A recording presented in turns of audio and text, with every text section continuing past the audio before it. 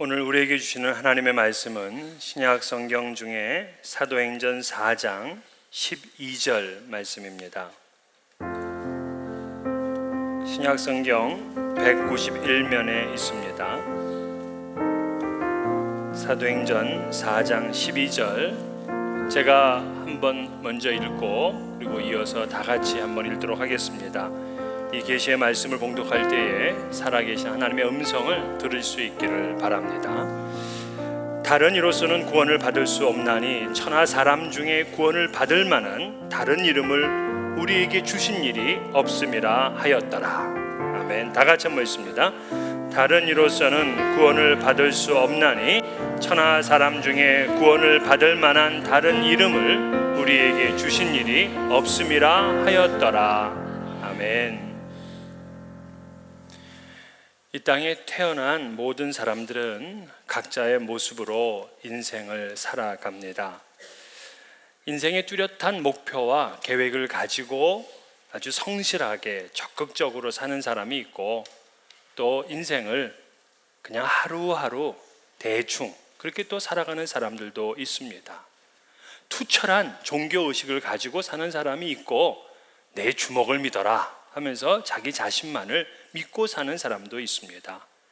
평생 남을 돕고 섬기고 베풀기를 좋아하는 사람이 있고, 아주 인색하고 이기적인 사람도 있습니다.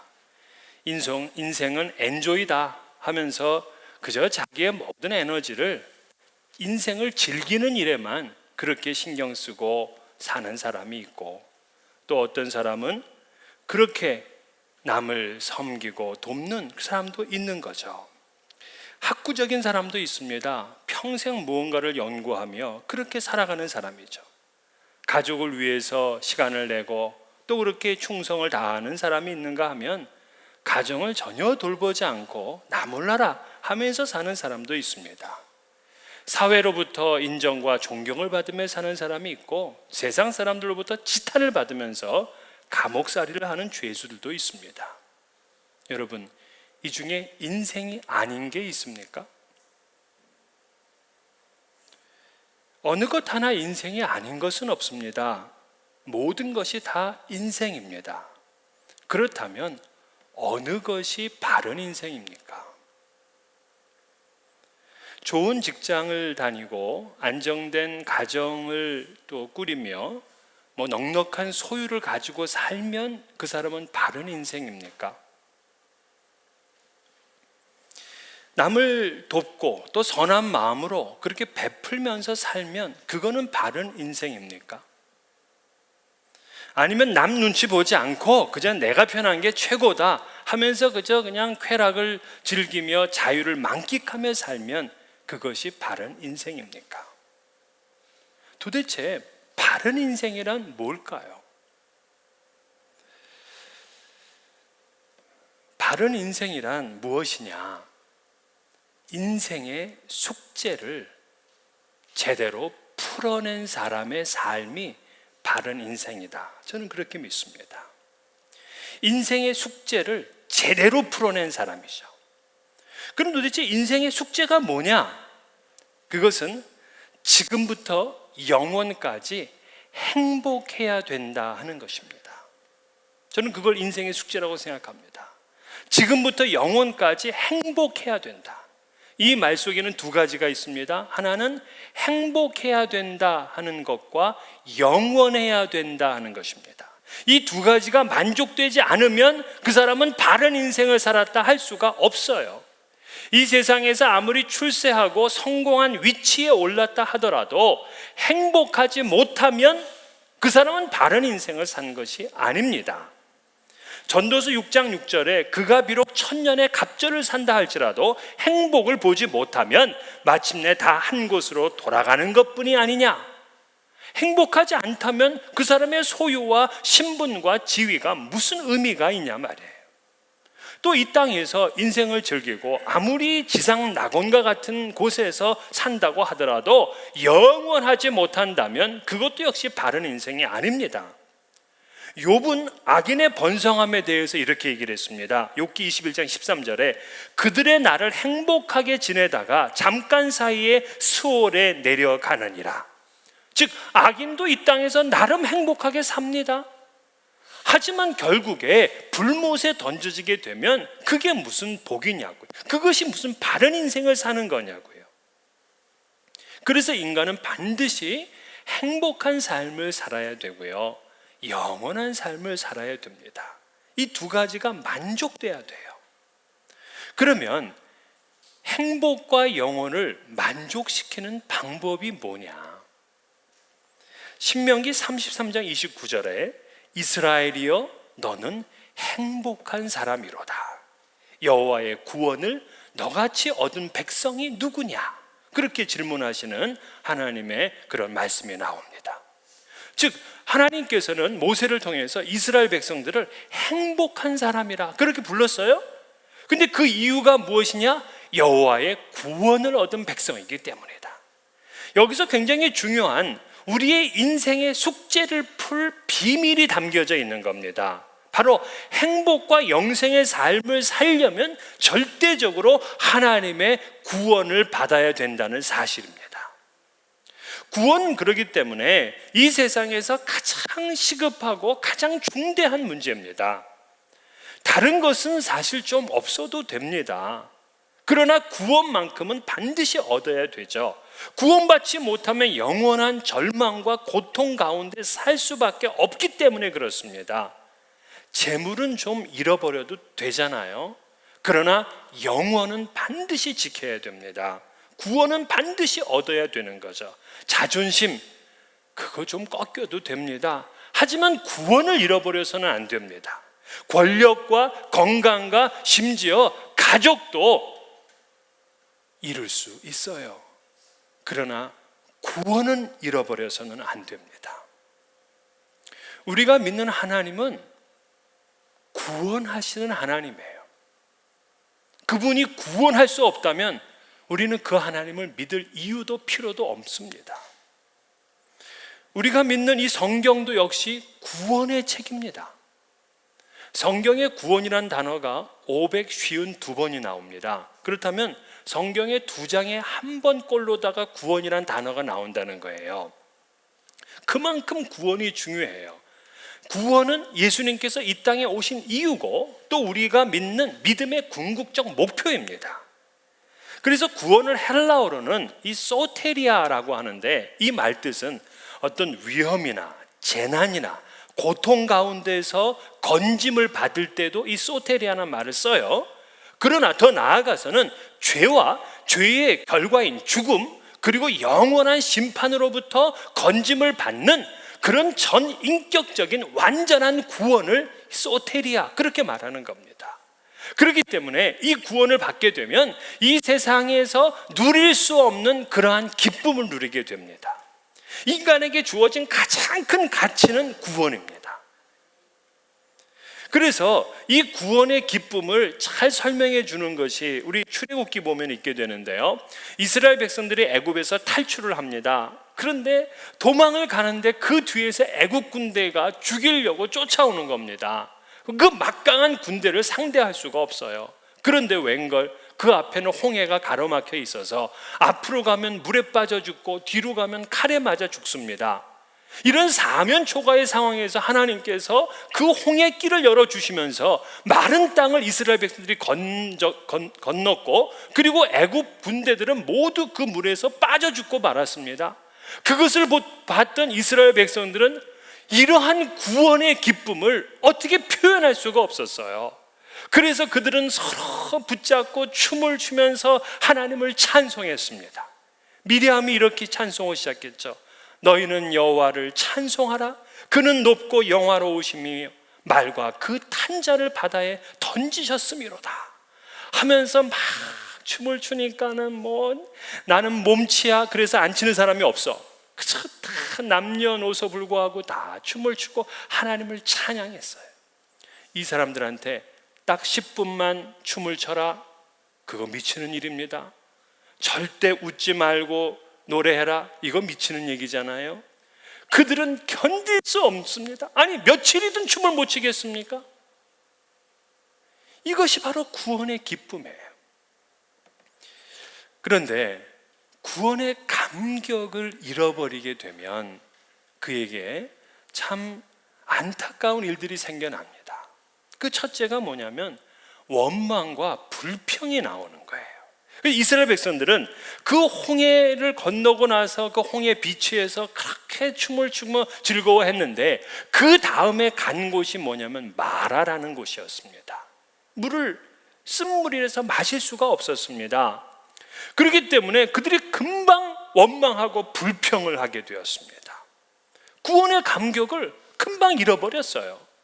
그래서 여러분, 우리가 자꾸 불평이 나오고 원망이 이렇게 나온다면 그는 구원의 기쁨을 이미 잃어버렸기 때문에 그런 것입니다.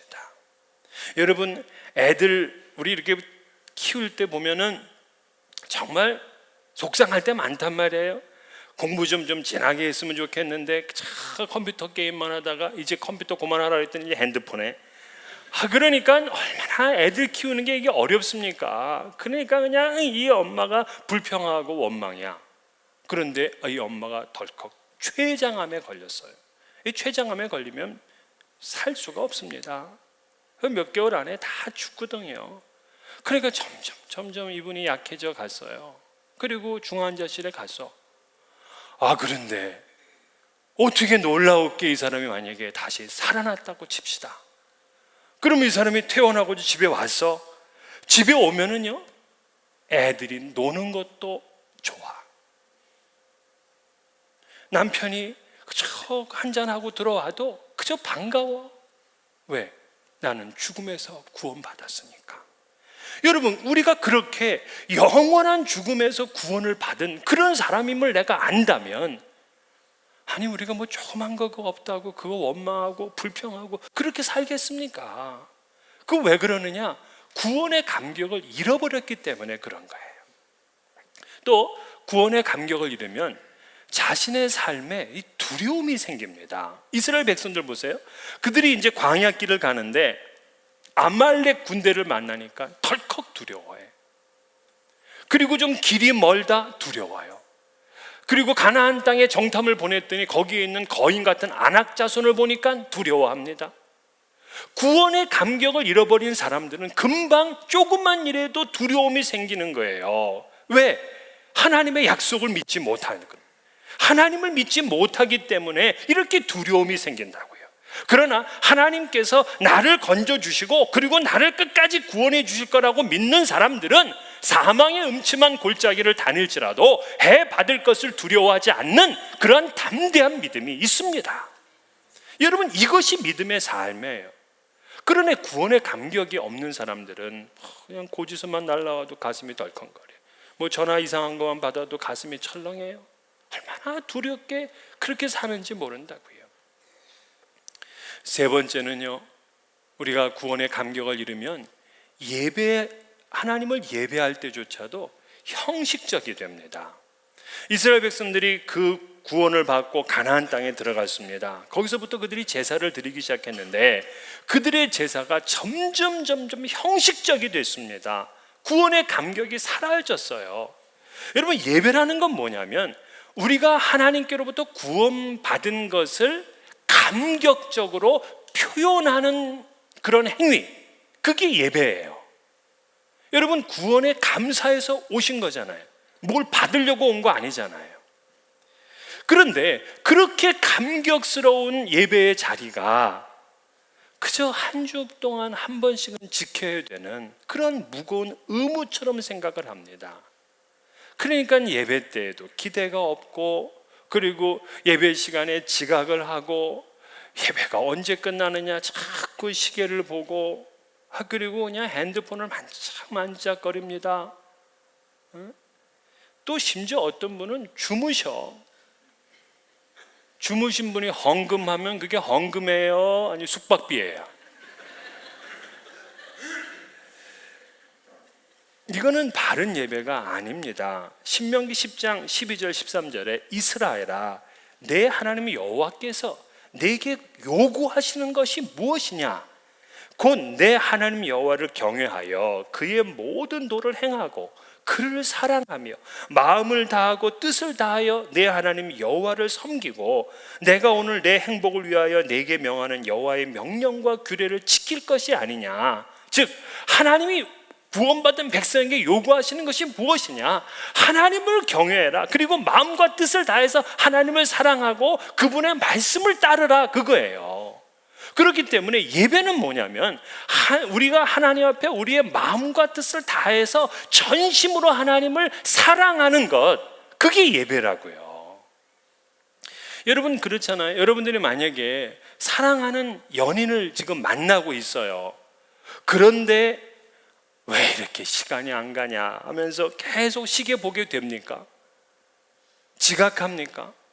그 연인이 나한테 사랑한다고 그렇게 그냥 마음을 다해서 고백을 하는데 졸고 있어. 여러분 그렇다면 이건 사랑의 열매를 맺을 수가 없는 거죠. 그만큼 그 사람은 애정이 없기 때문에 그런 겁니다. 우리의 예배가 그런 모습이라면 그건 하나님의 구원을 가슴 벅차게 받아들이지 못한다는 증거입니다. 그러나 이 구원의 감격이 살아있는 사람은요, 주일이 되면은 참 기대감이 온 영혼을 감싸게 됩니다. 그래서 찬양을 하는 찬양팀이나 예배 순서를 맡으신 분들이나 예배를 안내하는 분들이나 또 예배를 참여하는 분들, 또 말씀을 증거하는 목사나 모두 다 그런 예배의 감동과 감격이 있어서 만나게 되면 거기에 스파클이 일어나는 거예요. 거기서 기적이 나타나는 겁니다. 그런 가운데서 놀라웠게 나의 인생의 고민의 문제가 해결이 되어지고요, 심지어는 질병과 암덩어리들이 다 사라지는 겁니다. 그런 역사가 예배 가운데 나타나야 돼요. 그래야 하나님 앞에 참된 예배 아니겠습니까? 그래서 구원의 감격을 가지고 주님 앞에 나오는 사람은요, 불평과 원망 대신에 그저 감사와 찬양이 나옵니다. 두려움 대신에 담대함이 있습니다. 모든 상황을 믿음으로 이겨냅니다. 그리고 예배를 드릴 때에도 감격이 있고 기대감으로 넘쳐나는 거예요. 이러한 구원의 기쁨이 여러분의 것이 되시기를 축원합니다. 그러니까 이 세상에 구원의 기쁨만큼 크고 즐거운 것이 없습니다. 여러분 이민 생활 수십 년에 재산을 많이 얻으셨습니까? 그러나 그것만으로는 안 됩니다. 박사 학위를 받고 유명한 그런 잡지에 여러분의 연구 논문이 실렸습니까? 그러나 그것만으로는 안 돼요. 그것보다 구원이 먼저입니다. 왜냐하면 지혜의 원천이신 하나님 앞에서 내 박사 학위를 자랑하겠습니까? 모든 만물의 주이신 하나님 앞에서 내 저금 통장 그거 자랑하시겠습니까? 우리가 자랑할 건 한 가지밖에 없어요. 나는 예수 그리스도를 믿음으로 구원을 받았다는 그 사실, 그거 하나밖에 무슨 자랑할 것이 있겠습니까? 그러면 이러한 구원을 받기 위해서 어떻게 해야 되느냐? 여러분 세상에서 가장 가치 있는 거는 세상에 단 하나밖에 없는 거잖아요. 가장 가치 있는 건 세상에 단 하나밖에 없는 거예요. 근데 성경에 보면은 단 하나밖에 없는 것이 세 가지가 있음을 말합니다. 첫째, 우리의 영혼입니다. 시편 35편 17절, 내 영혼을 저 멸망자에게서 구원하시며 내 유일한 것을 사자들에게서 건지소서. 내 유일한 것은 내 영혼을 말하는 거예요. 우리의 영혼은 세상에 하나밖에 없는 가장 귀한 것입니다. 두 번째, 하나님이 한 분이라 그랬어요. 마가복음 12장 29절, 이스라엘아 들으라, 주 곧 우리 하나님은 유일한 주시라. 다시 말해서 우리를 구원하실 하나님 역시 한 분이시라는 사실입니다. 세 번째, 성경은 하나밖에 없는 걸 말하는데 구원의 길이 하나입니다. 오늘 본문이죠. 다른 이로서는 구원을 받을 수 없나니 천하 사람 중에 구원받을 만한 다른 이름을 우리에게 주신 일이 없음이라 하였더라. 이 세 가지는 우리가 결코 놓쳐서는 안 되는 것들입니다. 여러분 이 시간에 심각하게 받아들이셔야 됩니다. 여러분과 저의 영혼은 오직 하나라는 사실을 기억하시고 우리를 구원하실 하나님도 오직 한 분이시라는 사실을 아셔야 됩니다. 그리고 구원의 길도 오직 한 분 예수 그리스도의 이름을 믿는 것밖에는 없다는 사실을 알아야 돼요. 그래서 하나밖에 없는 우리의 영혼을 구원받기 위해서는 한 분이신 하나님께서 우리에게 보내주신 하나밖에 없는 구원의 길인 예수 그리스도를 믿는 것 외에는 없습니다. 다른 것으로는 안 돼요. 그래서 여러분 유명한 노래가 있죠. 돈으로도 못 가요 하나님 나라, 힘으로도 못 가요 하나님 나라, 거듭나면 가는 나라 하나님 나라, 믿음으로 가는 나라 하나님 나라. 벼슬로도 못 가요, 지식으로도 못 가요, 어여뻐도 못 가요, 맘 착해도 못 가요. 거듭나서 가는 나라, 믿음으로 가는 나라. 오직 예수 그리스도를 믿는 믿음으로만 구원을 받고 천국에 갑니다. 베드로전서 1장 9절에 믿음의 결국 곧 영혼의 구원을 받음이라고 약속을 했습니다. 예수 그리스도만을 믿어야 구원을 받습니다. 다른 이름으로서는 구원을 받을 수가 없습니다. 오직 예수입니다.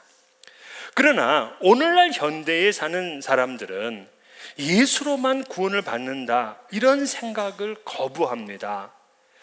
모든 종교들이 나름대로 진리를 가지고 있으니까 꼭 예수만이 유일한 길이다, 그렇게 말하는 것을 오히려 편협하고 교만하다고 그렇게 이제 주장을 하죠. 이러한 시대 사상을 기독교 지성으로 이해하라는 그 책에 보게 되면 이러한 시대 사상은 두 가지 때문이라는 겁니다. 하나는 관용의 정신과 또 종교 다원주의 사상 때문이라는 거죠. 여기서 관용은 모든 진리는 다 똑같다, 진리는 하나가 아니라 이것도 저것도 다 나름대로 진리다, 그래서 우리는 모든 것을 포용해야 된다, 이런 의미라 그랬습니다. 그 전도 폭발이라는 그 전도 훈련을 만든 이 제임스 케네디 목사님이 있죠.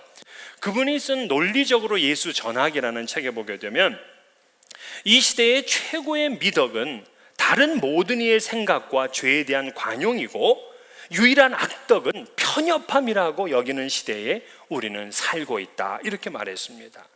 이러한 현실이니까 오직 예수만 주장하는 기독교인들은 독선적이고 편협하고 오만한 생각을 가진 사람들이라 하는 그런 비난을 받는 것입니다.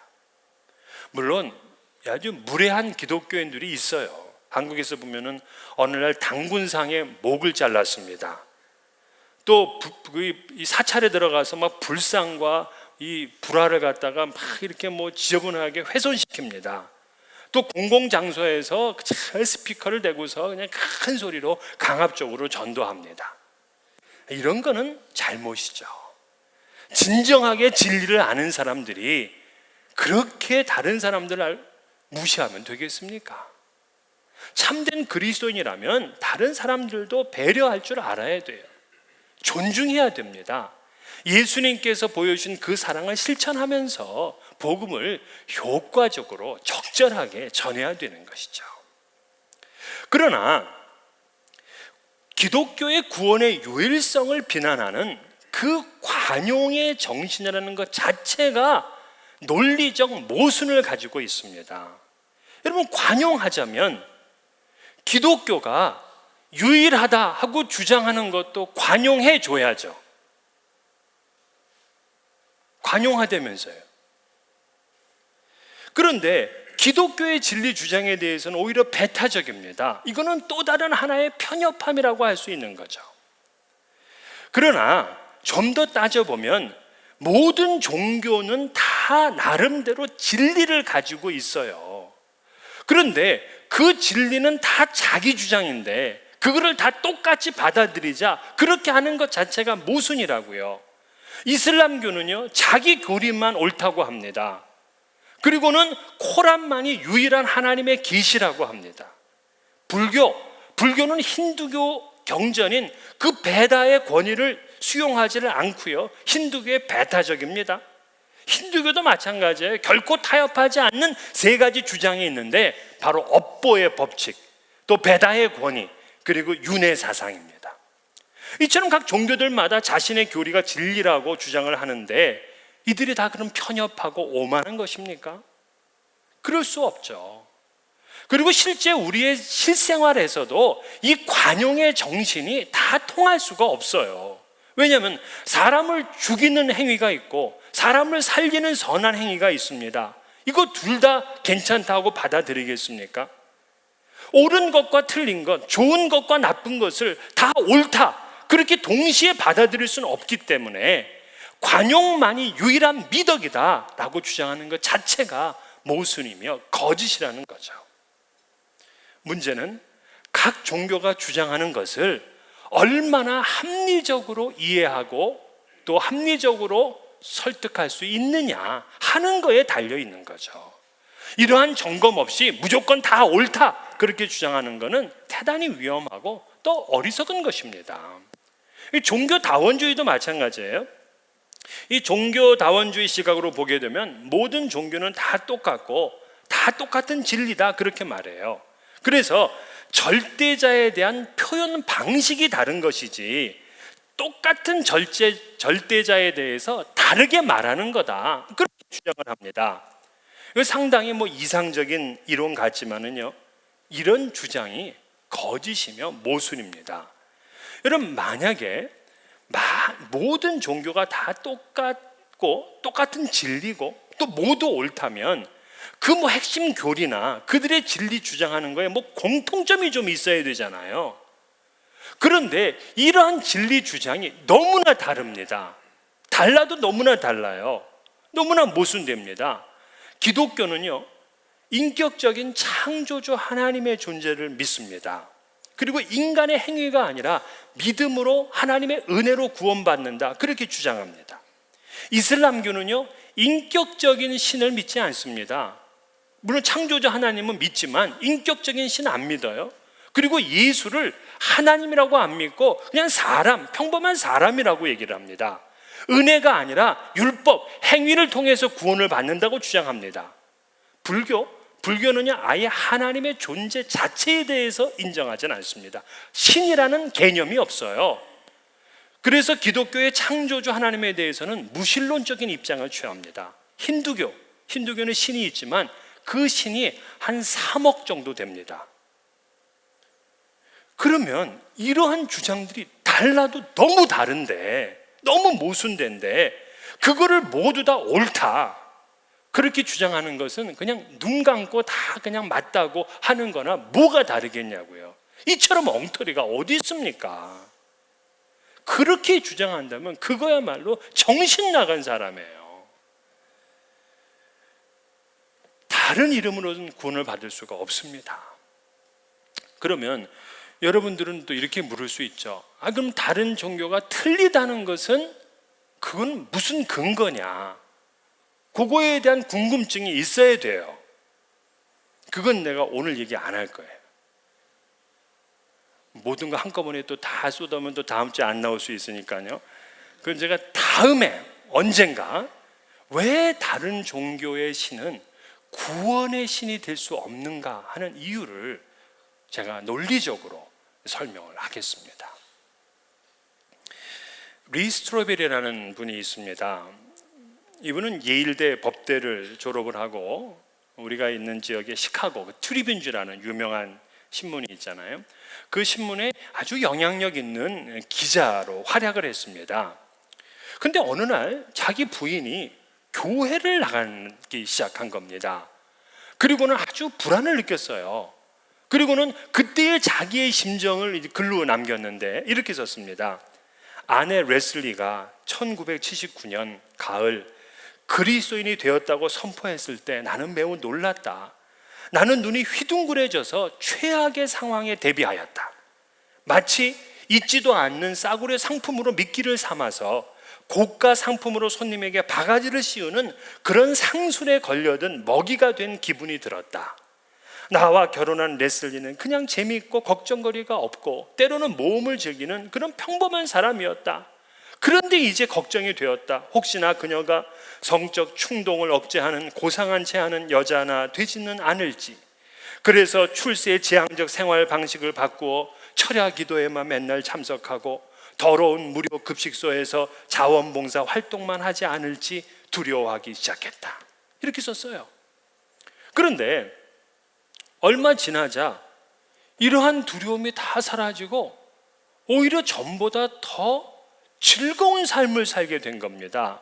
왜냐하면 아내의 성격과 또 그의 성실성, 개인적인 확신에 있어서 큰 변화가 일어나기 시작한 거예요. 그래서 전에는 발견하지 못했던 그 아내의 매력을 더 발견하게 된 겁니다. 그래서 이 기자인 이 리 스트로벨은 도대체 그 원인이 무엇인가? 이렇게 만든 예수가 진짜 어떤 존재인가? 이 사람 법대 출신이잖아요. 그래서 이거를 상세하게 조사를 했습니다. 그러면서 미국 전역을 다니면서 13명의 박사들을 만나가지고 예수에 대해서 신문을 하기 시작합니다. 그리고는 예수의 전기를 살폈고요.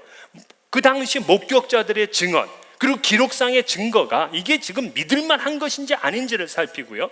그 외에 확증적인 증거가 있는지, 과학적 증거 자료, 예수의 정체성 증거, 심리학적 증거, 프로필 증거, 지문 증거, 의학적 증거, 사라진 시체의 증거, 부활 증거와 정황 증거, 이런 모든 것들을 다 거쳐서 자기 스스로가 평결을 내렸습니다.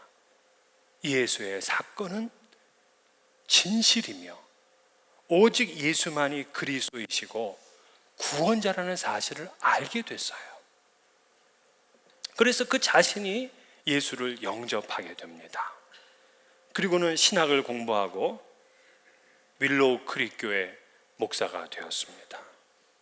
그리고 자신이 조사한 그것을 토대로 해서 예수 사건, 영어로는 The Case for Christ라는 그러한 책을 출판을 했습니다. 베스트셀러가 됐죠. 여러분 그 책도 한번 읽어보세요. 예수 사건을 그는 이렇게 고백을 합니다. 예수 사건을 통해서 개인적으로 결단한 그날이 전 인생에서 가장 중요한 사건이 일어난 날이었다. 그렇게 고백을 했습니다. 오직 예수, 다른 이름으로서는 구원을 받을 수 없다는 사실을 너무나 분명하게 안 것이죠. 그렇습니다. 고통과 슬픔에서 여러분을 구원해 주실 분은 오직 예수밖에 없습니다. 예수님만이 절망과 질병과 온갖 중독에서 구원하십니다. 예수님만이 우리의 실패와 약함과 게으름과 무능력과 더러움에서 구원하십니다. 돈이나 술이나 마약이나 육체적 쾌락으로 구원을 얻는 것 아닙니다. 이 세상의 명예와 학위와 권력이 필요하지만 그것들이 우리를 구원하지는 못합니다. 오직 예수님만이 우리의 인생을 구원하고 또 우리 인생의 숙제인 행복과 영생의 삶으로 인도하시는 것입니다. 오직 예수, 다른 이름이 없음을 믿으시고 끝까지 인생의 숙제를 해결하시는 여러분 되시기를 주의 이름으로 축원합니다. 기도하겠습니다.